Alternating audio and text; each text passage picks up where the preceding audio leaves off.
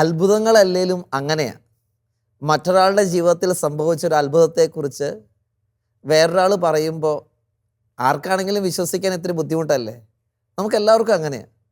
എന്നാൽ ആ അത്ഭുതം സ്വീകരിച്ചൊരു വ്യക്തിയാണെങ്കിലോ, ജീവിതത്തിൽ വലിയൊരു ദൈവിക ഇടപെടൽ അനുഭവിച്ചൊരു വ്യക്തിയാണെങ്കിലോ, ആ വ്യക്തി പറയുമ്പോൾ അതിൻ്റെ വിശ്വാസ്യത വർദ്ധിക്കുക. അതുകൊണ്ട് ദൈവം തൊട്ടറിഞ്ഞ നിമിഷങ്ങളെ അനുഭവിച്ച വ്യക്തികൾ തന്നെ നമ്മുടെ മുമ്പിൽ പങ്കുവെക്കുന്ന പരിപാടിയാണ് ബെത്സൈദ. ബെത്സൈദയിൽ ഈ പുതിയ എപ്പിസോഡിൽ നമ്മുടെ കൂടെ തൃശ്ശൂരിൽ നിന്നുള്ള ആൻഡോ എന്ന സഹോദരൻ ചേരുകയാണ്. നമുക്ക് ആൻഡോയെ പരിചയപ്പെടാം. കുടുംബം, സാഹചര്യങ്ങൾ, ഇവിടെ വന്നിരിക്കാനുള്ള കാരണമെല്ലാം നമുക്ക് മനസ്സിലാക്കാം. ആൻഡോ ചേട്ടാ, ഈശോമിശിഹായ്ക്ക് സ്തുതിയായിരിക്കട്ടെ. ആകെ എനിക്കറിയാവുന്നത് ആൻഡോ ചേട്ടൻ്റെ വീട് തൃശ്ശൂരാണെന്നുള്ളതാണ്. ബാക്കി നാട് തൃശ്ശൂർ എവിടെയാണ്, സ്ഥലം, വീട്ടിൽ ആരൊക്കെ ഉണ്ടോ ഒന്ന് പരിചയപ്പെടുത്തി തുടങ്ങാം. ഇവിടെ Thrissur Olari, little flower church, Olarikkara little flower church. ഞാൻ വീട്ടിൽ ഞാൻ 11ാമത്തെ മോനാണ്, 11ാമത്തെ ആള്. 7 ചേച്ചിമാർ, 4 ചേട്ടന്മാരാണ്. 2 ആൾ മരിച്ചു, ചെറുപ്പത്തിൽ തന്നെ മരിച്ചു. ഭാര്യ, 2 മക്കള്. ഒരാള് അമലയില് നഴ്സിംഗിന്, ഒരാൾ ഡിഗ്രി. ആൺകുട്ടികളോ പെൺകുട്ടികളോ? 2 പെൺകുട്ടികൾ. വിമലയില് 3rd ഇയർ പഠിക്കുന്നു. ഇതാണ് കുടുംബം. ജനിച്ചു വളർന്നത് തൃശ്ശൂർ തന്നെയാണ് അല്ലേ? ഇപ്പൊ എന്ത് ചെയ്യുന്നു ചേട്ടൻ ജോലി? ഞാൻ തൃശ്ശൂർ പച്ചക്കറി മാർക്കറ്റില് തൊഴിലാളിയാണ്. ശക്തനിലാണല്ലേ? ശക്തനിൽ എനിക്ക് തോന്നുന്നു ഇതിനു മുമ്പ് ഒരു സഹോദരൻ സാക്ഷ്യം പറയാനായിട്ട് ഇവിടെ വന്നായിരുന്നു. അത് ഞാൻ ചോദിച്ചേ, ശക്തനിലാണെന്ന് വെച്ചത്. ജോലിയൊക്കെ എനിക്ക് കാലത്തൊരു 8:30 വരെ ഉള്ളൂ. കാലത്ത് ഒരു ഞാൻ 3-3:30 ആകുമ്പോഴേക്കും മാർക്കറ്റിലെത്തും. അത് കഴിഞ്ഞ് കഴിഞ്ഞാൽ പിന്നെ ശുശ്രൂഷ, ചിലപ്പോൾ അവിടെ നിന്ന് തന്നെ ശുശ്രൂഷയ്ക്ക് ഇറങ്ങും, അല്ലെങ്കിൽ വീട്ടിൽ പോയിട്ട് പല മേഖലയിലുള്ള ശുശ്രൂഷകൾ. ഇത് മാർക്കറ്റില് പച്ചക്കറികളാണോ? പച്ചക്കറി ഇറക്കല്, കയറ്റില്, അതാണ് പണിയായിട്ടിരിക്കുന്നത് അല്ലേ? മക്കള് പഠനമൊക്കെ ആയിട്ട് പോയിക്കൊണ്ട് ജോലിക്ക് പോകുന്നുണ്ടോ? ഇല്ല. ഇപ്പോൾ തൃശ്ശൂർ ഒളരി എന്ന പ്രദേശത്താണ് ആൻഡോ ചേട്ടൻ്റെ വീട്. കുടുംബം, 2 മക്കളായിട്ട് ജീവിക്കുന്നു. തൃശ്ശൂർ ജോലി ചെയ്യുന്നു. ആൻഡോ ചേട്ടൻ ഇപ്പോൾ ഇവിടെ കസേരയിൽ വന്നിരിക്കാൻ അതിന് കാരണമുണ്ട്. ദൈവം ജീവിതത്തിൽ തൊട്ട ചില നിമിഷങ്ങൾ, ജീവിതത്തിൽ വന്ന കുറേ വ്യത്യാസങ്ങൾ, അതൊക്കെയാണ് ഇവിടെ കൊണ്ടുവന്ന് എത്തിച്ചിരിക്കുന്നത്. ഈ ബെത്സൈദ എന്ന് പറയുന്ന പ്രോഗ്രാം തന്നെ ദൈവം ശരീരത്തിലും മനസ്സിലും ആത്മാവിലൊക്കെ തൊട്ട അനുഭവങ്ങൾ പങ്കുവെക്കുന്ന ശുശ്രൂഷയാണ്, അല്ലെങ്കിൽ പങ്കുവെക്കുന്ന പരിപാടിയാണ്. അപ്പോൾ തീർച്ചയായിട്ടും ആൻഡോ ചേട്ടൻ ഇപ്പോൾ ഇവിടെ വന്നിരിക്കുന്നതിന് ആൻഡോ ചേട്ടൻ്റെ ജീവിതത്തിൽ ദൈവം ഇടപെട്ട ചില നിമിഷങ്ങളുണ്ട്. എങ്ങനെയാണ് അതൊന്ന് പറഞ്ഞു പങ്കുവെക്കാൻ ആഗ്രഹിക്കുന്നത്? ഞാൻ ദൈവാനുഭവത്തിലേക്ക് വരാമെന്ന് പറയണെങ്കിൽ, ഞാൻ എൻ്റെ ചേട്ടന്മാർ മരിച്ച 2 ചേട്ടന്മാർ മരിച്ച അതേ അസുഖം തന്നെയായിരുന്നു എനിക്ക് വന്നിട്ടുണ്ടായിരുന്നത്. ചേട്ടന്മാർ 2 ഒരേ വയസ്സിൽ മരിച്ചു. അവർക്ക് എന്നാ പ്രായമുള്ളപ്പോഴും മരിച്ചു? അവർ ഒരേ വയസ്സിൽ മരിച്ചു. 1 വയസ്സായപ്പോൾ. ഞാനും 1 വയസ്സാകുമ്പോൾ മരിക്കുന്നതാണ് പറഞ്ഞത് ഡോക്ടർ. എന്തായിരുന്നു അവർക്ക് രോഗം? അത് കരപ്പൻ്റെ അസുഖമൊക്കെയാന്ന് പറഞ്ഞിട്ട്, അണലി കരപ്പൻ എന്നൊക്കെ പറഞ്ഞിട്ടുള്ള ഒരു അസുഖം. പെട്ടെന്ന് മാറില്ല അത്. അങ്ങനെ 1 വയസ്സൊക്കെ വരെ കിട്ടുള്ളൂ. അന്ന് കാലത്ത് വേണ്ടത്ര മരുന്ന്, ചികിത്സ, ആയുർവേദം ഇതൊക്കെയല്ലേ. പക്ഷെ ഞാൻ എല്ലാം മരിച്ചത് എൻ്റെ അപ്പനാണ് മരിച്ചത്. 6 മാസമുള്ളപ്പോൾ എൻ്റെ അപ്പം മരിച്ചു. ഈ ചേട്ടന്മാർ 2 പേരും ജനിച്ച് 1 വയസ്സിനുള്ളിൽ 2 പേരും മരിച്ചു. പിന്നെ ഞാൻ 11ാമത്തെ ആയിട്ട് ജനിക്കുന്നത്, 11ാമത്തെ മോനെ. ജനിക്കുന്ന സമയത്ത് ചേട്ടനും രോഗം ഉണ്ടോ? അതോ? എനിക്ക് രോഗമുണ്ട്. അപ്പോൾ ജനിച്ച 1 വയസ്സിൻ്റെ ഉള്ളിൽ ഞാൻ മരിക്കുന്നു പറഞ്ഞു. പക്ഷെ എൻ്റെ പോലെ അപ്പനാണ് മരിച്ചത്. 6 മാസം ആകുമ്പോഴേക്കും അപ്പം മരിച്ചു. അപ്പൻ എന്ത് പറ്റിയതാണ്? അപ്പൻ അറ്റാക്ക് വന്ന് ആള് മരിച്ചു. അപ്പോൾ ഞാൻ ഈ ദൈവാനുഭവത്തിലേക്ക് വന്നപ്പോഴാണ് എനിക്ക് ഈ ഒരു സംഭവം ദൈവം എനിക്ക് കാണിച്ചു തരണത്. എന്താണെങ്കിലും അന്ന് ദൈവം എന്നെ പരിപാലിക്കുന്നു. അല്ലെങ്കിൽ ഈ 2 സഹോദരന്മാർക്കുണ്ടായ അതേ രോഗം തന്നെയാണ് എനിക്ക് വന്നത് അല്ലേ? ആ രോഗത്തെക്കുറിച്ച് പറയാനുള്ളത്, കരപ്പൻ പോലത്തെ അതിന്റെ കൂടുതലായിട്ട് വല്ല രോഗത്തെ കുറിച്ച് അറിയാം? അത് കരപ്പെന്നാണ് അന്നത്തെ ഇതിൽ പറഞ്ഞത്. അതും ഏറ്റവും നല്ല ഇതിലുള്ള അതിന്റെ വിഷമം എന്താന്ന് വല്ലതൊക്കെ മീൻസ് ചെയ്ത് ഒരു പക്ഷേ എനിക്ക് അതിന്റെ സൈഡ് എഫക്ട് എന്ന് പറഞ്ഞിട്ട് കുറെ കാലം ആ രോഗം നിന്നു. എനിക്കൊരു 7-9 വയസ്സ് വരെയൊക്കെ എനിക്ക് ആ ചികിത്സ നിൽക്കേണ്ടി വന്നു. മരിക്കേണ്ട ഇതിലായിരുന്നു 1 വയസ്സിൽ ആ സമയത്ത് വന്നു. പക്ഷെ പകരം അപ്പം ഞാനിപ്പോൾ ചോദിക്കുന്നത്, ഞാനൊക്കെ ചേട്ടനേക്കാളും കുറച്ചും കൂടെ താഴെ പ്രായമുള്ള ആളുകളാണല്ലോ. അപ്പം ഞങ്ങളുടെ സമയത്ത് ഞങ്ങൾ കേട്ടിട്ടുണ്ട് കരപ്പൻ എന്ന് പറഞ്ഞതൊക്കെ. അതിനെക്കുറിച്ച് എന്തെങ്കിലും ചേട്ടൻ അത് എങ്ങനെയാ, ശരീരത്തിൽ എങ്ങനെയാ? അതങ്ങനെ ചിക്കൻ ബോക്സ് ഒക്കെ പോലത്തെ മനുഷ്യൻ വെളുപ്പുള്ള ഒരാളാണെങ്കിൽ, ഞാൻ ഇത്തിരി വെളുപ്പുള്ള ആളെന്ന് പറയുന്നേട്ടെ, പക്ഷെ അത് കറുത്ത അവസ്ഥയിലേക്ക് എത്തും. ആ രോഗത്തിന്റെ ഒരു പ്രത്യേകത. അങ്ങനെ മേലും മുഴുവൻ നമ്മൾ എടുക്കാൻ പോലും പറ്റില്ല. എടുക്കാൻ തന്നെ ഇതൊരു ബുദ്ധിമുട്ടാണ് മറ്റുള്ളവർക്ക്. ഞാനിത് കേട്ടിട്ടുള്ളൂ, അതുകൊണ്ട് ചോദിക്കാം. അപ്പൊ നമ്മുടെ ചേച്ചിമാരൊക്കെയാണ് ആ വീട്ടിലെ ആൾക്കാരുള്ളതുകൊണ്ട്, മൂത്ത ചേച്ചിക്കാണ് കൂടുതൽ തന്നെ ശുശ്രൂഷിച്ചിട്ടുള്ളതെന്ന് പറഞ്ഞ കേട്ടിട്ടുള്ളത്. ഓക്കെ. അപ്പൊ അത് ആ രോഗം വേണ്ടത്ര മരുന്നും കാര്യങ്ങളും കൃത്യമായിട്ട് കിട്ടിയില്ല, ഒരു പക്ഷെ മരിക്കും. മരിക്കും. അപ്പൊ ദൈവത്തിന്റെ അത് ഞാനും മരിക്കാൻ സാധ്യതയുള്ള ആളായിരുന്നു. അതുകൊണ്ട് ദൈവം തന്നെ ഈ അവസ്ഥയിലേക്ക് എത്തിക്കാനായിട്ടുള്ളൊരു ഇതിലേക്ക് അത് പിന്നീടാണ് തിരിച്ചറിയുന്നത്. അത് ഞാനിങ്ങനെ ഈ ഒരു അനുഭവം പറയാനായിട്ട്, സാക്ഷ്യം പറയാനായിട്ട് എന്നെ ഒരു 10-18 വർഷം മുന്നേ ഇങ്ങനെ വിളിച്ചപ്പോൾ ദൈവമാണ് പറഞ്ഞത് ഇവിടെ നിന്ന് പറഞ്ഞ് തുടങ്ങണം എന്ന് പറഞ്ഞിട്ട് എനിക്കത് കാണിച്ചു തരാണ്. അപ്പൊ അത് തുടക്കത്തിൽ നമ്മൾ അതാണ് എടുത്തിട്ട് ചെറുപ്പത്തില് ദൈവം അത്ഭുതകരമായിട്ട് വഴി നടത്തിയ വഴികള്. രണ്ടാമത് തന്നെ എനിക്ക് ഉണ്ടായ അനുഭവം എന്ന് പറഞ്ഞാൽ, ഞാൻ താബോർ ധ്യാനകേന്ദ്രത്തില് ഞാൻ 7ാം ക്ലാസ്സിൽ പഠിക്കും. എവിടെ? ഇടുക്കി മറ്റേ എഴുമുട്ടം. പാപ്പച്ചൻ ബ്രദറൊക്കെയുള്ള സ്ഥലം. അപ്പൊ അവിടെ ഞാൻ ധ്യാനം കൂടിയിട്ട് എനിക്ക് ഈ ഇതിന്റെ കരപ്പന്റെ ഭാഗമായിട്ട് തന്നെ ചെവിട് ഒലിക്കുന്ന അസുഖം ഉണ്ടായിരുന്നു. 2 ചെവിട് ഒലിക്കും. അപ്പൊ ഇത് ഡോക്ടറൊന്നും കാണിച്ചിട്ടൊന്നും ഇല്ല. അപ്പൊ ഞാൻ ആ ധ്യാനം കൂടിയിട്ടാണ്, ആ ധ്യാനത്തിൽ വെച്ചിട്ടാണ് എനിക്ക് സൗഖ്യം കിട്ടിയത്. പിന്നെ എനിക്ക് ഇതുവരെ വന്നിട്ടില്ല അസുഖം. അത് എന്നെ പ്രായമുള്ളപ്പോഴാണ് ഞാൻ 7ാം ക്ലാസ്സിൽ പഠിക്കുമ്പോൾ. 7ാം ക്ലാസ്സിൽ പഠിക്കുന്ന സമയത്ത് അത് കഴിഞ്ഞ് ഞാൻ വീട്ടിൽ വന്ന് ഞാൻ ആ വെക്കേഷനിൽ എനിക്ക് ഒരു പോലീസ് കേസ് ഉണ്ടായി. ഞാൻ അറിഞ്ഞിട്ടില്ല സംഭവം. ഞാൻ പഠിച്ച സ്കൂളിൽ തന്നെ കളവ് നടത്തിയിട്ട് അതിൽ ഞാൻ 3ാം പ്രതി. കള്ളക്കേസ്. അതില് വേറെ സംഭവം നടന്നുണ്ട്. പക്ഷെ പ്രതികൾ മുഴുവൻ ഞാൻ 3ാം പ്രതി. അപ്പൊ എന്നെ ഒരു ദിവസം വീട്ടിൽ നിന്ന് ഒരു പോലീസുകാരൻ വന്നിട്ട് സാധാരണ ഡ്രസ്സിൽ വന്നിട്ട് പോലീസുകാരൻ കൈപിടിച്ച് കൊണ്ടുപോകണം. വീട്ടുകാരോട് പോലും പറഞ്ഞിട്ടില്ല. ഞാൻ കളിക്കാനായിട്ട് ഇറങ്ങുന്ന സമയത്താണ് ഈ സംഭവം. അങ്ങനെ ഞാൻ തൃശ്ശൂർ പോലീസ് സ്റ്റേഷനിൽ ചെല്ലുമ്പോഴാണ് അറിയണേ ഞാൻ പോലീസ് സ്റ്റേഷനിലേക്കാണ് വരണേന്ന് പറയണത്. ഞാൻ ആ സ്റ്റേഷനിലേക്ക് ചെല്ലുമ്പോൾ ഒരു പോലീസുകാരൻ പറഞ്ഞ ഒരു ഇത് എൻ്റെ മനസ്സിൽ നിന്ന് ഇപ്പോഴും പോയിട്ടില്ല. അവ ഉറങ്ങിയിട്ട് കുറെ നാളായി തോന്നണേ. അവനെ കുറെ കാര്യം കളവ് നടത്തുമ്പോൾ ഉറങ്ങാനൊന്നും പറ്റില്ല. ആ ഒരു ഇത് ഒരു പോലീസുകാരൻ പറഞ്ഞിട്ട് അങ്ങനെ ഞാൻ അവിടെ ചെന്ന് ഒരു ബെഞ്ചും എന്നെ അവിടെ ഇരുത്തി. അപ്പൊ എൻ്റെ കൂടെ 1ാം പ്രതി 2ാം പ്രതി ഇല്ലേ. അപ്പൊ ഞാൻ ഈ ധ്യാനം കൂടി എൻ്റെ ഒരു ഇതില് എന്നെ ഒരു 6 മണി സമയത്ത് കൊണ്ടുപോകണേ. 12 മണി വരെ അവിടെ ഇരുത്തി. അങ്ങനെ രാത്രി 12 മണിക്കാണ് വീട്ടിലേക്ക് വിട്ടത് തന്നെ. ആ സമയം ഫുള്ള് ഞാൻ ജപമാല ചെല്ലായിരുന്നു ആ ബെഞ്ചിൽ ഇരുന്നിട്ട്. ആ പ്രായത്തിൽ 7ാം ക്ലാസ്സിൽ പഠിക്കുന്ന പ്രായം. ഞാൻ എന്നെ അവിടെ കൊണ്ടിരുത്തിയ ആ സമയം മുതൽ എന്നെ വിടണ വരെ ഞാൻ ജപമാല ചൊല്ലി എന്നെ ബെഞ്ചും ഇരുത്തി. ഒരു പോലീസുകാരൻ എന്നെ അടിക്കോ ചീത്ത പറയോ ഒന്നും ചെയ്തില്ല. അവരിങ്ങനെ അങ്ങോട്ടും ഇങ്ങോട്ടും പോകണ്ട. അപ്പൊ 1ാം പ്രതി 2ാം പ്രതി അവിടെ ഇല്ലേ, മാത്രമേ ഉള്ളൂ. അങ്ങനെ 12 മണിയാകുമ്പോൾ രാത്രി വിട്ടു. എന്നെ 3 ദിവസം നടത്തിയിട്ടാണ് ഞാൻ ആ അവസ്ഥയായിരുന്നു. ഞാൻ ആ ഇതിൽ നിന്ന് തന്നെ അപ്പം ജൂനിയർ ഹോമിലേക്കൊക്കെ പോകണമെന്ന് പോലീസുകാർ പറഞ്ഞു. അത് എത്ര വലിയ കേസാണ്, പോണ്ടി വരും എന്നൊക്കെ പറഞ്ഞു. പക്ഷെ ദൈവാനുഗ്രഹം കൊണ്ടും ദൈവം ആ സമയത്ത് പിടിപ്പിച്ചു. അനുഭവം മനസ്സിൽ എങ്ങനെയാണ് അത് എന്തിനാ, ഞാൻ പിന്നീട് 21-22 വയസ്സിൽ ഞാൻ ജയിലിൽ ശുശ്രൂഷയ്ക്കായിട്ട് കയറി. അപ്പോഴാണ് കർത്താവ് ഇത് കണക്ട് ചെയ്ത് തരണം എനിക്ക്.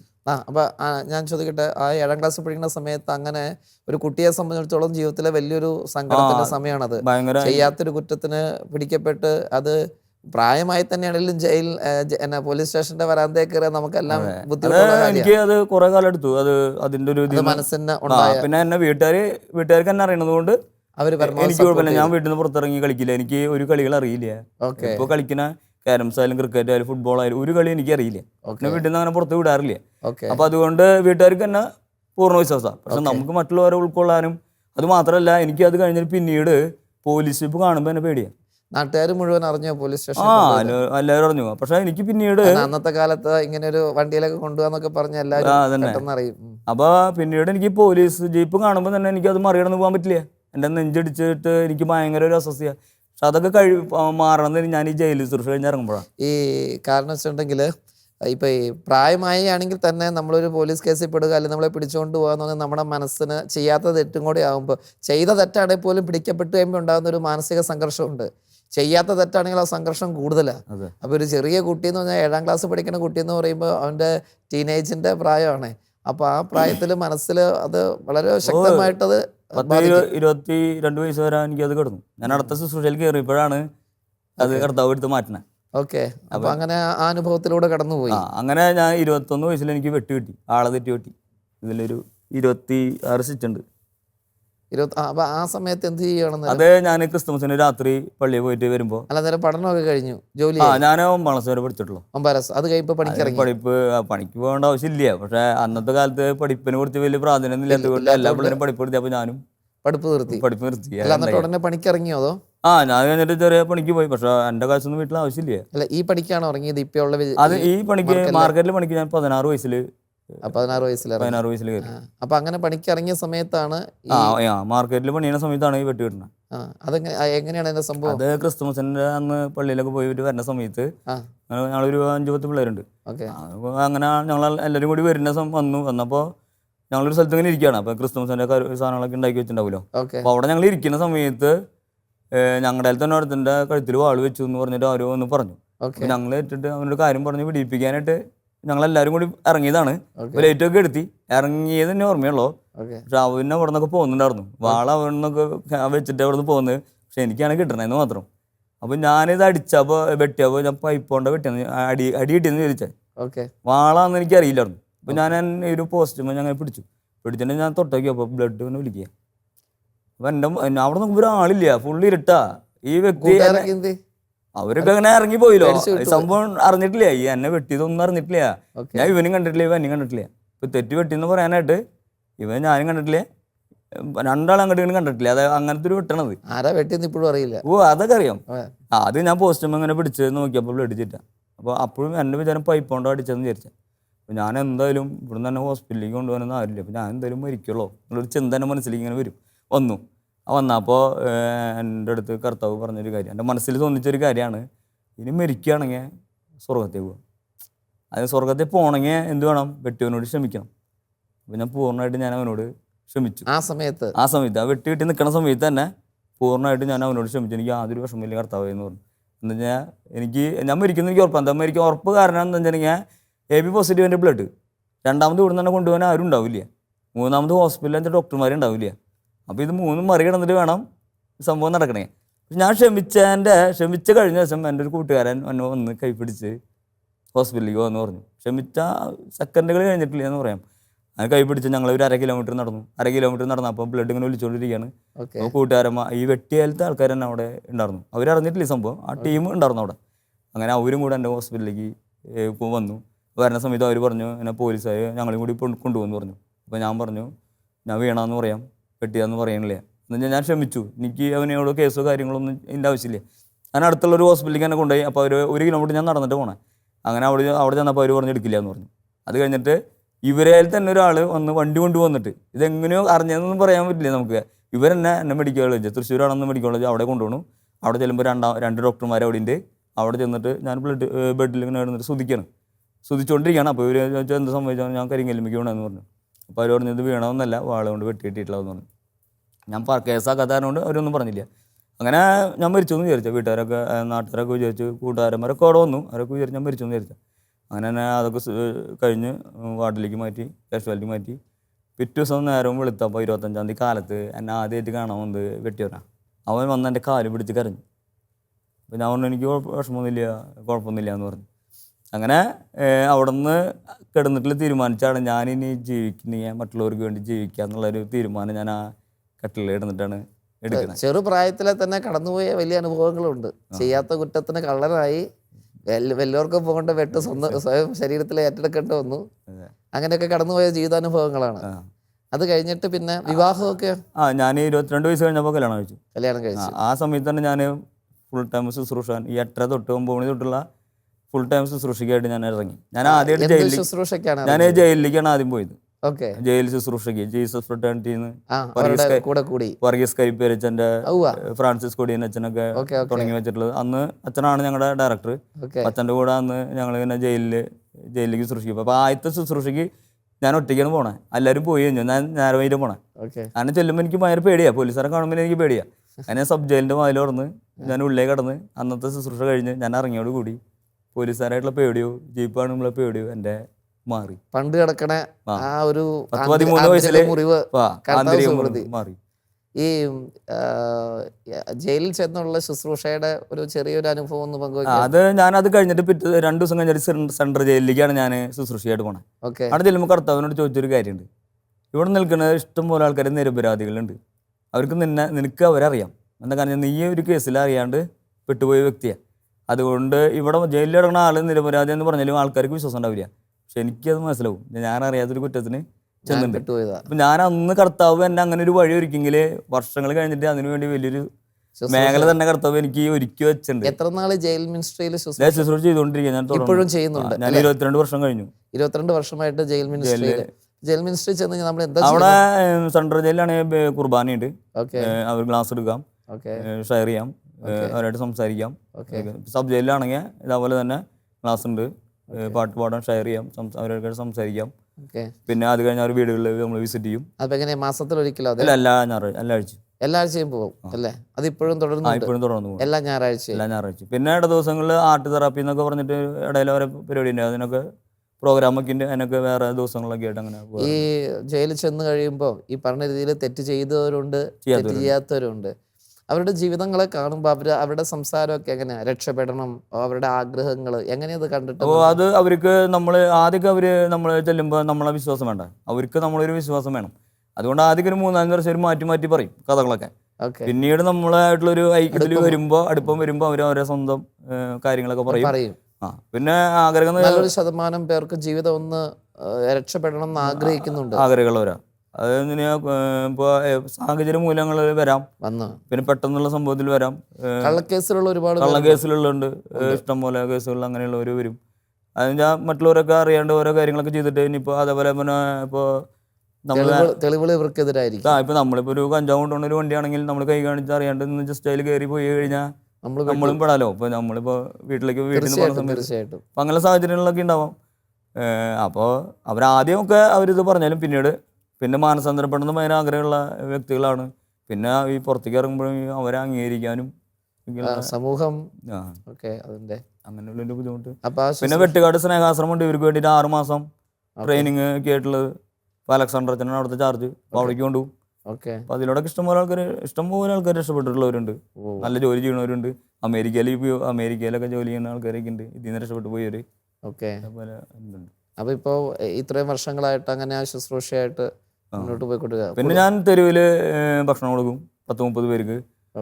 പിന്നെ FCC കോൺഗ്രഷനായിട്ട് അസിസി പ്രൊവിൻഷ്യൽ ഹൗസിൻ്റെ കീഴിൽ നമ്മുടെ പ്രൊവിൻഷ്യലമ്മ അസിസ്റ്റന്റ് പ്രൊവിൻഷ്യലമ്മയൊക്കെ ആയിട്ട് ഒരു സ്ട്രീറ്റ് മിനിസ്ട്രി എന്ന് പറഞ്ഞിട്ടുള്ളൊരു പ്രോഗ്രാമുണ്ട്. അപ്പോൾ അതിൽ നമ്മൾ തെരുവിൽ നിന്നുള്ള മക്കളെ കൊണ്ടുവരും. എന്നിട്ട് ഒരു ദിവസം പരിപാടി അവരെ മുടി വെട്ടി ഷേവ് ചെയ്ത് അവരെ ആശ്രമത്തിലുണ്ടാക്കും. ഇപ്പോൾ അങ്ങനെ തെരുവിൽ ചെയ്തുകൊണ്ട് അങ്ങനെ കുട്ടികളുണ്ടോ? വലിയവരാണ്, കുട്ടികളല്ലേ വലിയവരല്ലേ? പല സാഹചര്യങ്ങളിലൂടെ വീട്ടിൽ നിന്ന് വന്നിട്ടില്ല. അപ്പം നമ്മളൊരു 10-15 പേരെ എല്ലാ ആഴ്ചയും ഡിവൈനിൽ ധ്യാനത്തിനായിട്ട്. അവരൊക്കെ എവിടെയാണ് പുനരധിവസിപ്പിക്കുന്നത്? ഇല്ല, നമ്മളിപ്പോൾ അവരെ കൊണ്ടുവരുന്ന അവരെ നന്നാവാൻ ആഗ്രഹമുള്ളവരെ ജോലിക്ക് ആക്കണം, പല ആശ്രമങ്ങളിലേക്ക് അവരെ ആക്കണം. പിന്നെ എല്ലാ ആഴ്ചയും 10-15 പേരെ നമ്മൾ ഡിവൈനിലേക്ക് ധ്യാനത്തിനായിട്ട് കൊണ്ടുവരുന്നുണ്ട്. എല്ലാ ആഴ്ചയിലും 15ഓളം ആളുണ്ട്. അത് FCC കോൺഗ്രഷൻ്റെ ഇതിലാണ് അത് നടക്കണത്. അപ്പോൾ അതിൻ്റെ ഒരു ഭാഗമായിട്ട് നമുക്ക് ദൈവം നമ്മളെ ശുശ്രൂഷ ചെയ്യുന്നു. അതേപോലെ എനിക്ക് ഒരു ഇതുണ്ട്, ദിവ്യകാരൻ എന്ന് പറഞ്ഞൊരു പ്രാർത്ഥന ഗ്രൂപ്പുണ്ട്. അപ്പോൾ അതിൽ ഉള്ള കുറച്ച് പിള്ളേരുണ്ട്. അവരൊക്കെയാണ് മുടിവെട്ട് ഷേവിങ് എല്ലാ കാര്യങ്ങളും ചെയ്യണത്. പെയിൻറ്റ് പണിക്കാർ, ഓട്ടോറിക്ഷക്കാർ, പോസ്റ്റ് ഓഫീസിൽ വർക്ക് ചെയ്യുന്നവരൊക്കെ ഉണ്ട്. അപ്പോൾ അവരെ കൂടിയിട്ടാണ് ഈ മുടിവെട്ട് ഷേവിങ്ങും കാര്യങ്ങളും. എല്ലാ ദിവസവും ശുശ്രൂഷകളുണ്ട്? എല്ലാം മാറിയുള്ള ശുശ്രൂഷകളൊക്കെ ഉണ്ടാവും. രാവിലെ ജോലി തീർന്നു 8-9 മണി വരെ ജോലിയുള്ളൂ.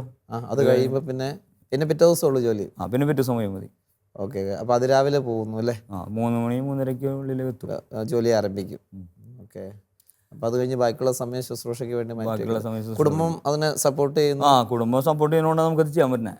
എന്താ വെച്ചാൽ നമ്മളിപ്പോൾ പണി കഴിഞ്ഞ് അങ്ങനെ തന്നെ പോവും, പിന്നെ രാത്രിക്ക് എത്തുള്ളൂ. അപ്പോൾ വീട്ടിലധികം ഉണ്ടാവില്ല. ഈ വിവാഹത്തിന് മുമ്പ് ഇങ്ങനെ ഈ കള്ളക്കേസിൽ പെട്ടതും വെട്ട് കിട്ടിയതൊക്കെ ഭാര്യയ്ക്ക് കല്യാണത്തിന് മുന്നേ അറിയില്ല? അതെന്താ കേസ് ഇപ്പൊ ഇങ്ങനെ തന്നെ തെളിഞ്ഞു കാണുന്നുണ്ട്. എന്റെ വെട്ട് കിട്ടിയിട്ട് 1 കൊല്ലാകുമ്പോഴാണ് എന്റെ കല്യാണം കഴിയണം. അന്നേരം ഇത് കാണാനില്ല. അപ്പൊ ഇത് കാണാൻ പറ്റുമോ? അത് പക്ഷെ അവര് എന്നെ സമ്മതത്തിന് പോലും ഇത് കണ്ടില്ല, അവര് വെട്ട് കിട്ടിയത് കണ്ടില്ല. അത് ദൈവം മറക്കുന്നൊക്കെ പറയാനായിട്ടില്ലേ. അപ്പൊ ഞാൻ പെണ്ണാണെന്നൊക്കെ പോകുമ്പോൾ കൂട്ടുകാരന്മാർ പറയാം, മുടി കീറിയിട്ടിട്ട് സൈഡിൽ ഇട്ടിട്ട് പോടാ, കാണില്ല ആൾക്കാർ ചോദിക്കും. അപ്പം ഞാൻ ചെയ്ത് തെറ്റിന് കിട്ടിയിട്ടില്ല, ദൈവം തരാണെങ്കിൽ മാത്രം തന്നാൽ മതി. അപ്പം ഞാൻ പ്രാർത്ഥിക്കാറുണ്ട്. പക്ഷേ ഈ സമ്മതം കഴിഞ്ഞിട്ട് പോലും ഇത്ര അടുത്തിരുന്നിട്ട് പോലും അവർ വീട്ടുകാരും കണ്ടിട്ടില്ല. അത് കഴിഞ്ഞ് പിറ്റേ ദിവസമൊക്കെയാണ് കാണുമ്പോഴാണ് അവരിത് കാണുന്നത് തന്നെ. പിന്നെ അവർ പല സ്ഥലങ്ങളും അന്വേഷിച്ചു, അവിടെ ഇതിനെക്കുറിച്ചൊന്നും പറഞ്ഞില്ല. ദൈവം ഒരിക്കലും തടസ്സങ്ങൾ ഉണ്ടാവില്ല. ദൈവം ഒരു ജീവിത പങ്കാളി ഒരാൾക്ക് കരുതിയിട്ടുണ്ടല്ലോ. അതെ. 2 പെൺകുട്ടികളെന്നല്ലേ പറഞ്ഞേ അല്ലേ? ഓക്കെ. അപ്പോൾ കുടുംബവും സന്തോഷമായിട്ട് എനിക്ക് കടബാധ്യത ഉണ്ടായിരുന്നു നന്നായിട്ട്. 2008 എനിക്ക് ഒരു അവാർഡൊക്കെ കിട്ടി സോഷ്യൽ വർക്കിൻ്റെ.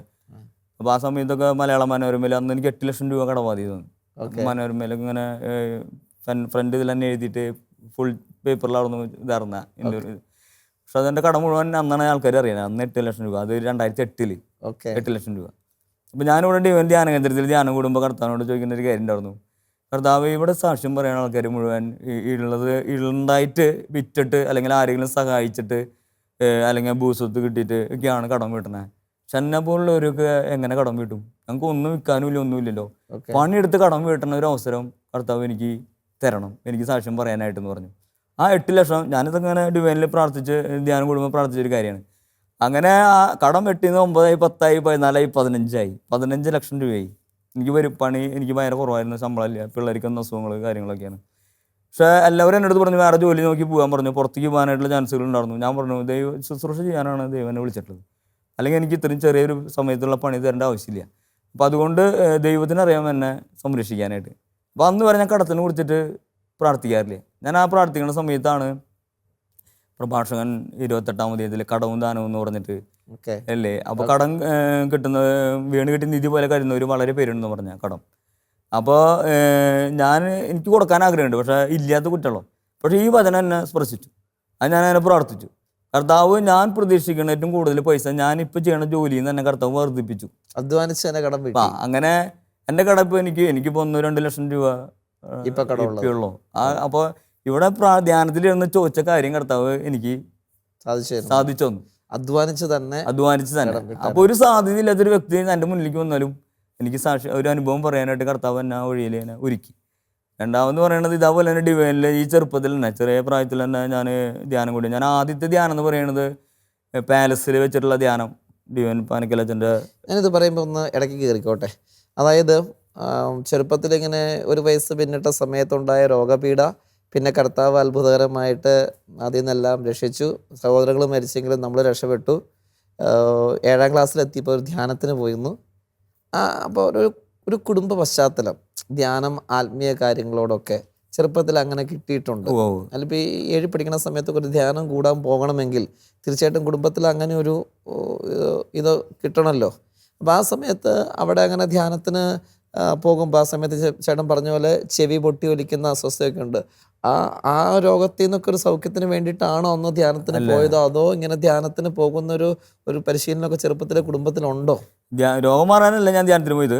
എൻ്റെ ചേച്ചി അവിടെ ധ്യാനം കൂടാൻ പോയി. അങ്ങനെ ചേച്ചി ധ്യാനം കൂടാൻ പോയപ്പോൾ പിന്നെ ഞങ്ങൾ അവിടെ ധ്യാനത്തിന് പോയതാണ്. അപ്പോൾ മാത്രമല്ല വീട്ടിൽ ഞാൻ ആദ്യത്തെ ധ്യാനം എന്ന് പറയുന്നത് പാലസിൽ വെച്ചിട്ട് ഞാൻ 4 വയസ്സ് 5 വയസ്സാണല്ലോ തോന്നുന്നു, 80 കാലഘട്ടങ്ങളിലൊക്കെയാണ്, ചെറിയ പ്രായം. അത് അന്ന് പാലസിൽ ഇങ്ങനെ ഡിവൈൻ പോട്ട ധ്യാന ആശ്രമത്തിൻ്റെ ഇതിൽ ധ്യാനം അവിടെ ഉണ്ടായിരുന്നു. അതാണ് ഞാൻ ആദ്യം കൊണ്ടുവന്ന ധ്യാനം. പിന്നെ അമ്മ ഇതേപോലെ എപ്പോഴും പ്രാർത്ഥനയും കാര്യങ്ങളൊക്കെ ഉള്ളതാണ്. അപ്പൊ കുടുംബത്തിൽ അങ്ങനെ ഒരു പശ്ചാത്തലമുണ്ട്. അതാ ഞാൻ ചോദിച്ചത്. നമുക്ക് വളരെ ചെറുപ്പ കാലഘട്ടത്തില് ഒരു ആത്മീയ കാര്യങ്ങളോട് ഒരു താല്പര്യമുള്ള ഒരു പശ്ചാത്തലം ദൈവം ഒരുക്കി തന്നിട്ടുണ്ട്.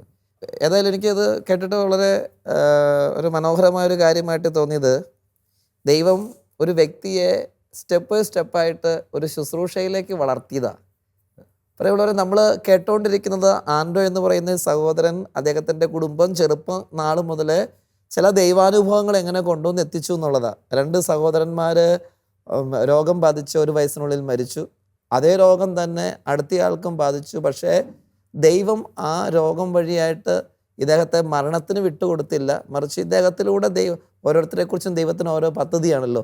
ഇദ്ദേഹത്തെക്കുറിച്ച് ദൈവം ചെയ്യാൻ ആഗ്രഹിച്ചിരുന്ന കുറേ കാര്യങ്ങളുണ്ട്.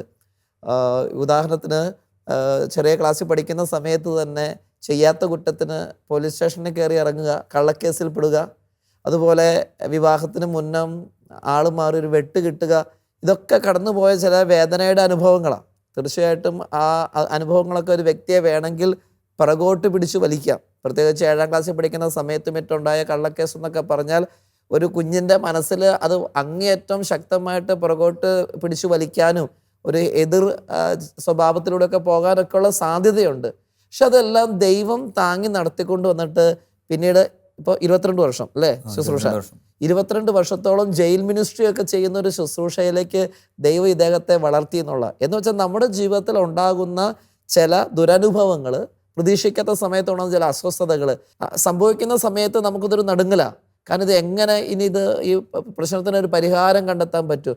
പക്ഷെ പിന്നീട് നമ്മൾ ചിന്തിക്കുമ്പോൾ അതിലൂടെ ദൈവം ഒരു നന്മ ഒരുക്കിയിട്ടുണ്ടെന്നുള്ളതാണ്. റോമാലേഖനത്തിൽ പറയുന്ന പോലെ അവിടുത്തെ പദ്ധതി അനുസരിച്ച് വിളിക്കപ്പെട്ടവർക്ക് എല്ലാം അവിടുന്ന് നന്മയ്ക്കായി പരിണമിപ്പിക്കുന്നു.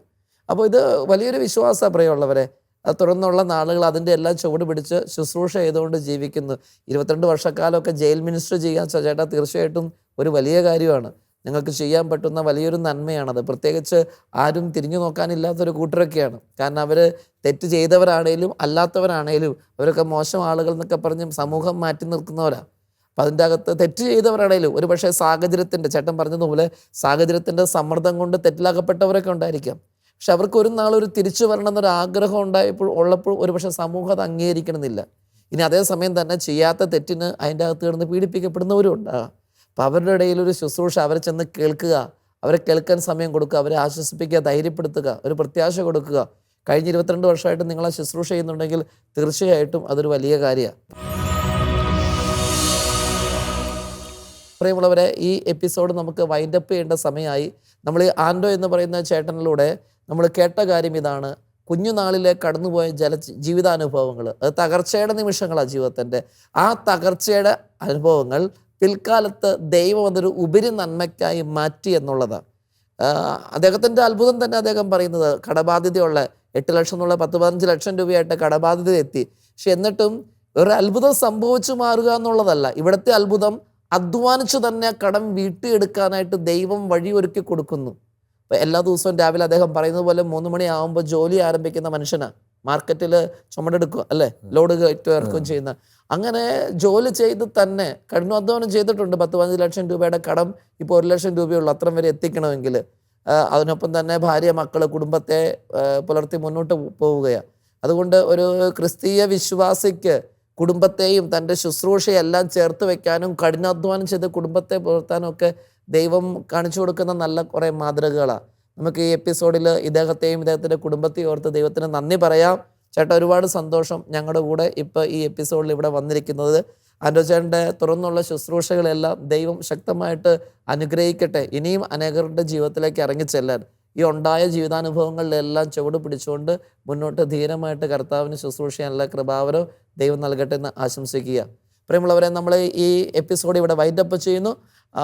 പ്രാർത്ഥിക്കാം, നമുക്ക് പ്രാർത്ഥനയിൽ ഒരുമിക്കാം. ദൈവം നിങ്ങളെ അനുഗ്രഹിക്കട്ടെ.